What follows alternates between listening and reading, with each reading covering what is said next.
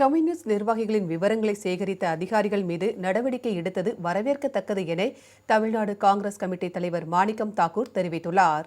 சுதந்திர போராட்ட தியாகி சத்தியமூர்த்தியின் 139வது பிறந்த நாளை ஒட்டி மதுரை சிம்மக்கல்லில் அமைந்துள்ள அவரது சிலைக்கு மாணிக்கம் தாக்கூர் மாலை அணிவித்து மரியாதை செலுத்தினார்.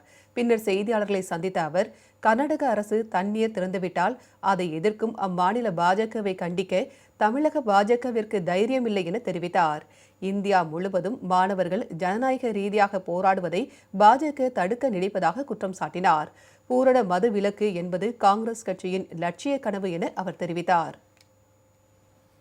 இந்திய கம்யூனிஸ்ட் கட்சியும் மார்க்சிஸ்ட் கம்யூனிஸ்ட் கட்சியும் உழைக்கின்ற மக்களுக்காக போராடுகின்ற இயக்கங்கள். அவர்கள் போராட்டம் அறிவித்ததுக்காக தாசில்தார் நான் ஒவ்வொரு ஆள் டீட்டெயிலும் எடுப்பேன் அப்படின்னு சொல்லி மிரட்டுறது பிரிட்டிஷ்காரன்ட்ட வேலை பார்த்த தாசில்தார் மாதிரி பிஹேவ் பண்றாரு. அந்த தாசில்தார் மேல கடுமையான நடவடிக்கை எடுக்கணும். அவரை டிரான்ஸ்பர் பண்ணியிருக்காங்க. டிரான்ஸ்பரோட விடக்கூடாது. அவர் துறை சார்ந்த நடவடிக்கை எடுக்கணும். இது மாதிரி ரிப்பீட் ஆகாம பாத்துக்கிற வேண்டியது வருவாய்த்துறையினுடைய கடமை.